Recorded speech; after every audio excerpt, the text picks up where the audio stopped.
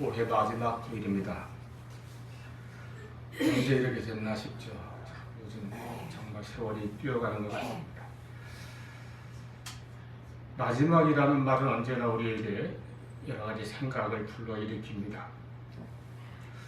모든 일에는 시작이 있고 끝이 있습니다. 1년을 생각해봐도 그렇잖아요. 새해 첫 시간에 시작이 있었는데 벌써 연말을 맞이하여 오늘 마지막 주일이고 또 이제 마지막 날이 바로 앞에 보이는 시점에 와 있습니다. 인류의 역사도 그렇습니다. 하나님의 창조로 시작된 처음이 있었고 앞으로 마지막 심판으로 끝나는 종말이 있게 될 것입니다. 그래서 기독교 역사가는 직선입니다. 시작이 있고 끝이 있는 직선으로 역사는 진행되어 가고 있습니다. 지나간 시간은 다시 오지 않습니다. 한 사람의 생애도 출생으로 시작하여 죽음에 이르기까지 직선으로 나이를 먹고 흘러갑니다. 어떻게 보면 1년은 인생의 축소판과 같습니다. 어떤 시기는 봄과 같고 어떤 시기는 여름과 같습니다. 가을과 같은 성숙과 결실이 있는가 하면 이제 겨울 마지막을 바라보며 인생을 성찰하고 하나님 앞에 설 날을 준비하는 시기도 있을 것입니다.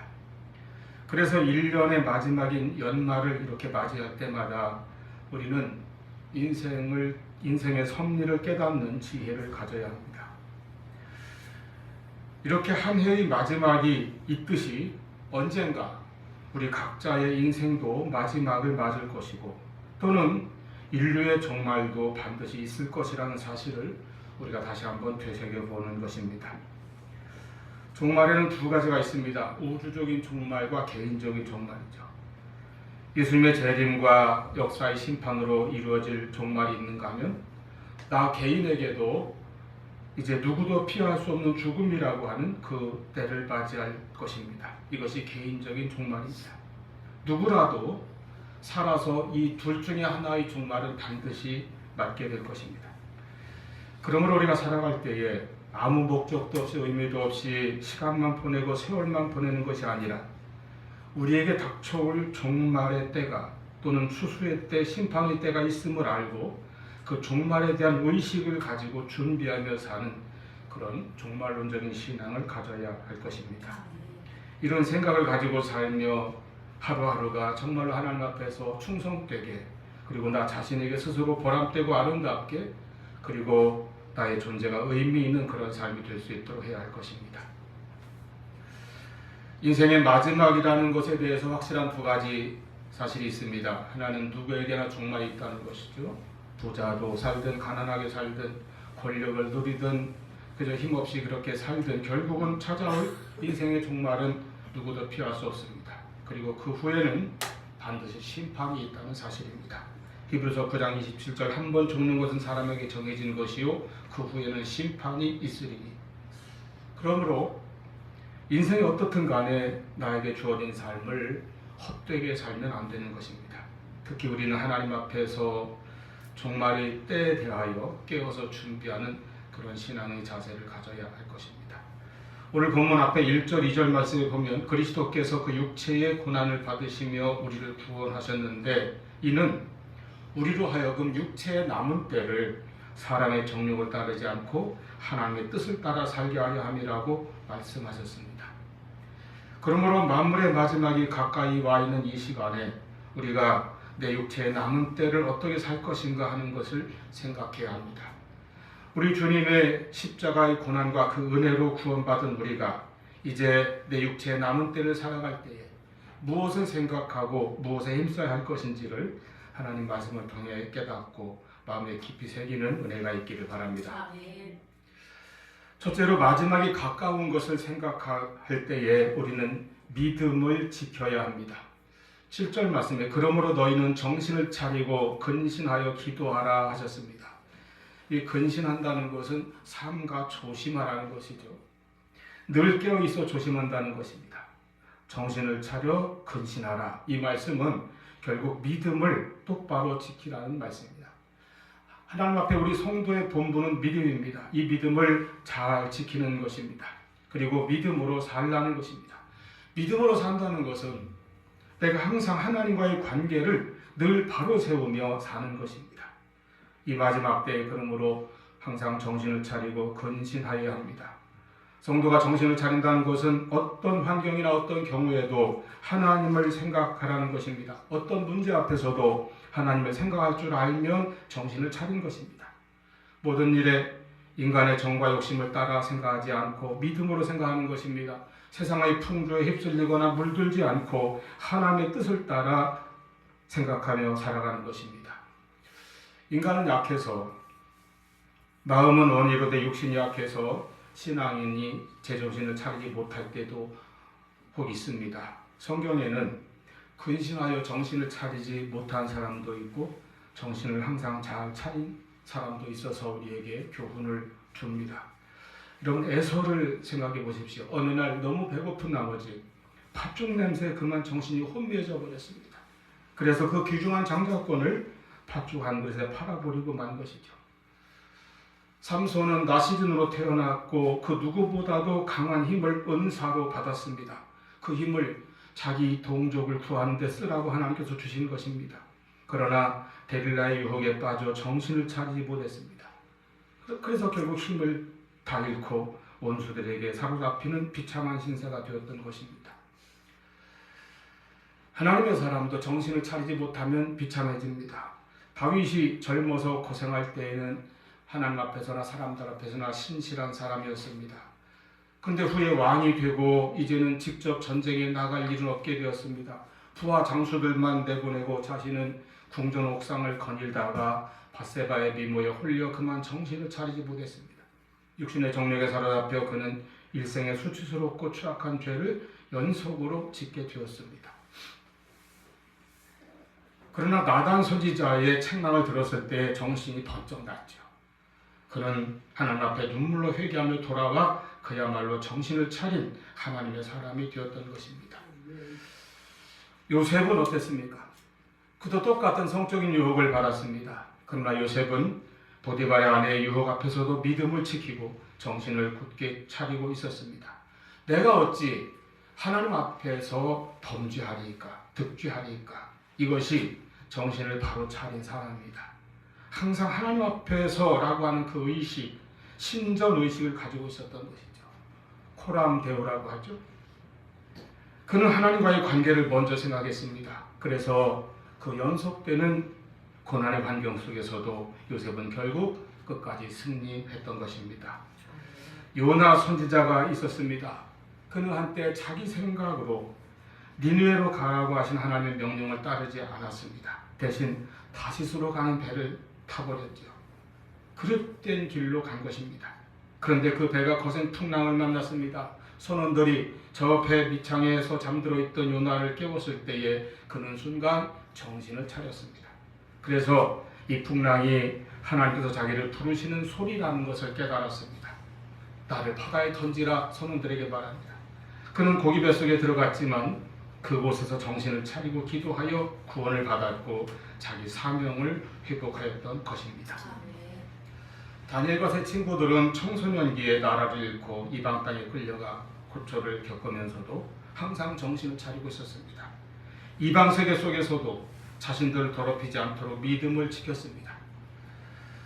세 친구들은 왕의 엄한 명령에도 불구하고 우상 앞에 절하지 않았습니다. 불못불에 던져지면서도 믿음을 지켰던 것입니다. 하나님께서 천사를 보내 그 불 속에서 그들을 보호하고 건지셨습니다. 여러분, 다니엘을 보세요. 사자굴 속에 던져질지라도 하나님께 기도하는 것을 포기하거나 감추지 않았습니다. 하나님과의 관계를 항상 바로 세우고 먼저 세우고 지켰습니다.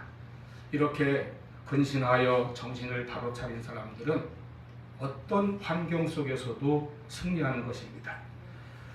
말세에 이 세상은 죄악이 관영하고 모든 사람의 심령이 강팍하여집니다. 육신의 정욕, 안목의 정욕, 이생의 자랑만 생각하며 삽니다.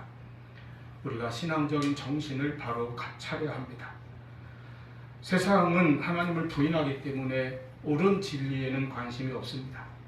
다 자기 생각, 자기 주장만이 옳은 길이라고 정의라고 내세우며 삽니다. 서로 그렇게 주장합니다.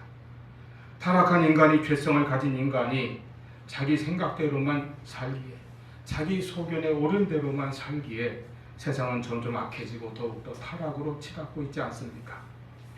성경은 말씀합니다. 정신을 차리고 근신하라. 믿음을 지켜라는 것입니다. 언제 어떤 경우 어떤 환경에서든 믿음을 바로 세우고 믿음을 굳게 지키며 믿음으로 살아가는 말씀입니다. 아까 2절 말씀에 육신의 남은 때를 사람의 정욕을 따르지 말고 하나님의 뜻을 따라 살게 하려고 우리를 부르시고 우리를 구원하셨다고 했습니다. 그래서 우리가 근신하고 믿음을 지켜야 합니다. 이렇게 믿음으로 살기 위해서는 기도해야 합니다. 그러므로 너희는 정신을 차리고 근신하여 기도하라 하신 것입니다.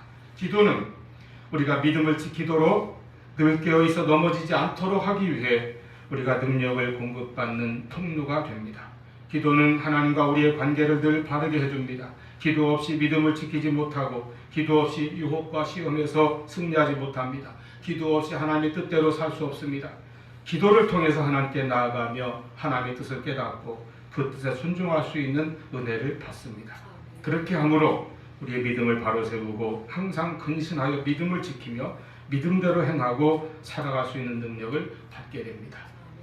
여러분, 정신을 잘 차리고 세상의 타락에 빠지지 않도록 주의하며 기도로 능력을 얻어 믿음을 굳게 지켜야 합니다.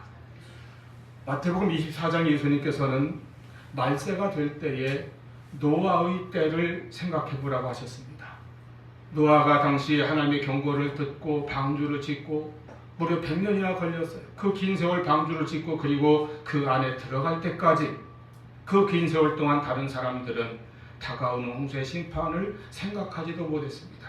다 멸망당할 때까지 깨닫지도 못하고 있었습니다. 그저 먹고 마시고 세상 일에만 빠져서 다가오는 심판을 피하지 못했던 것입니다. 열려있는 방주로 들어가지 못했던 것입니다. 주님 다시 오시는 날 많은 세상 사람들이 그와 같을 것이라고 주님께서 경고하셨습니다. 우리는 근신해야 합니다. 깨어 있어야 합니다. 기도해야 합니다. 그래서 믿음을 잘 지키고 믿음으로 살아가는 저 여러분 될 수 있기를 축원합니다. 두 번째로 마지막 때 힘쓸 일은 서로 사랑하는 일입니다. 8절 말씀 보세요. 무엇보다도 뜨겁게 서로 사랑할지니 사랑은 허다한 죄를 덮느니라 하셨어요. 정신을 차리고 믿음을 지키는 것이 수직적으로 하나님과 나와의 관계를 바로 세우는 것이라면 수평적인 인간관계는 사랑으로 이루라는 말씀입니다. 이렇게 하나님을 사랑하고 이웃을 사랑하는 것은 주님께서 주신 새 계명이요 모든 그리스도인들의 의무입니다. 특히 종말의 때가 가까울수록 모든 사랑의 관계를 항상 회복하고 또는 잘 지켜야 합니다. 종말이 가까울수록 내가 받은 사랑을 사랑으로 갚을 날이 부족한 것입니다. 혹 깨어진 사랑의 관계가 있다면 종말이 가까울수록 그 사랑의 상처를 치유하거나 회복할 시간이 짧습니다.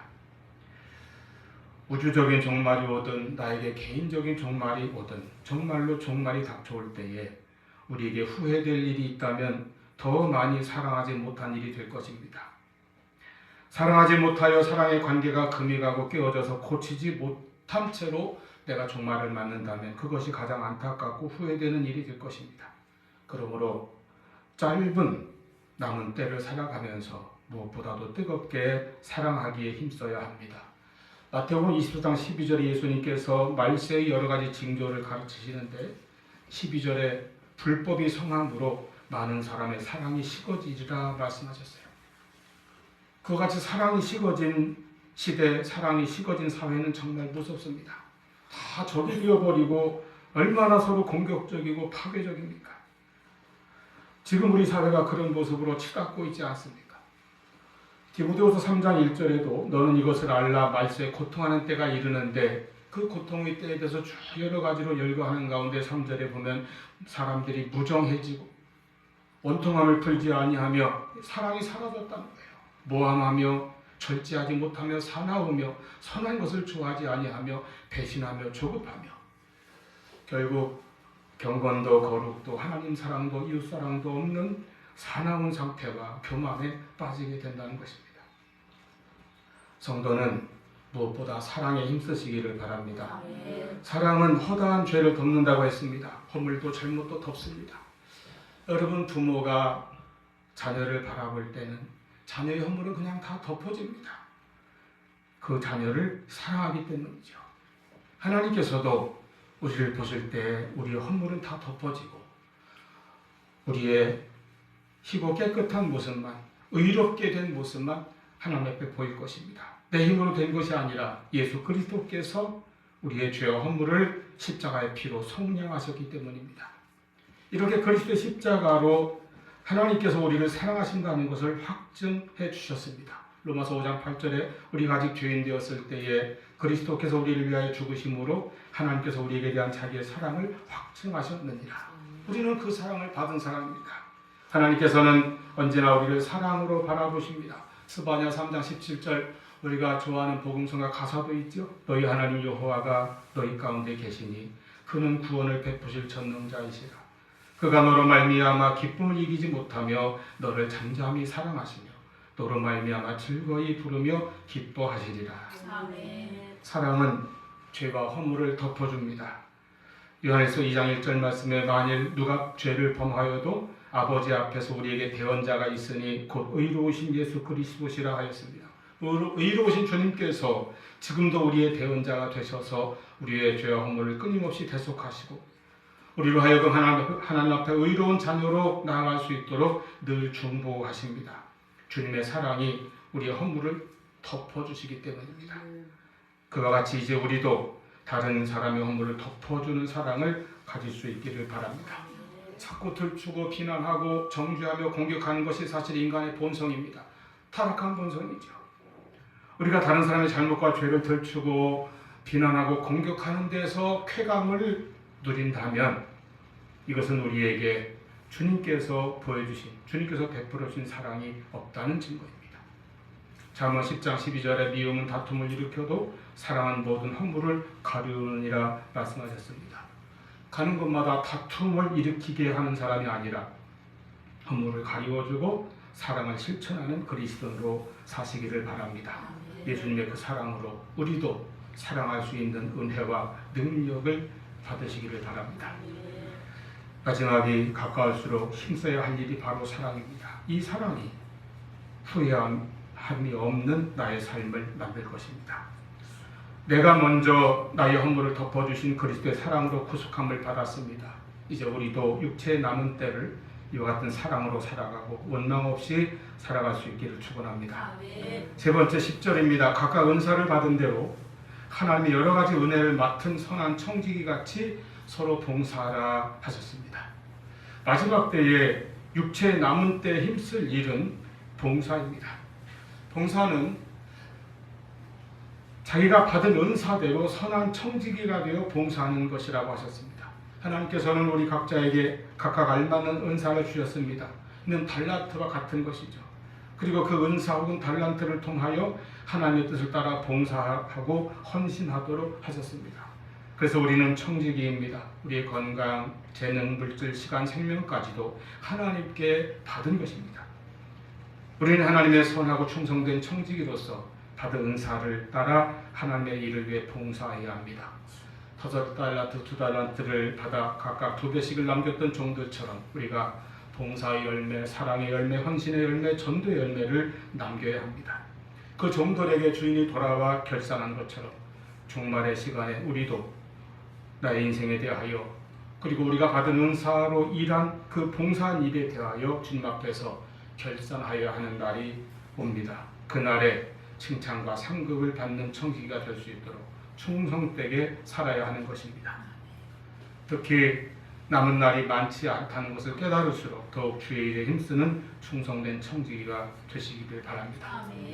이제 오늘 사무총회를 통해 내년도 교회 일꾼도 새로 세울 것입니다. 교회 직분자나 일꾼들은 선하고 충성된 청지기의 믿음과 자세를 가져야 합니다. 각각 받은 은사대로 서로 봉사해야 할 것입니다. 로마서 12장 11절 말씀에 열심을 품고 주를 섬기라 하셨습니다. 또 고린도전서 15장 58절 말씀 그러므로 내 사랑하는 형제들아 견고하며 흔들리지 말고 항상 주의 일에 더 힘쓰는 자들이 되라. 이는 너희 수고가 주 안에서 헛되지 않은 줄을 알미니라 하였습니다.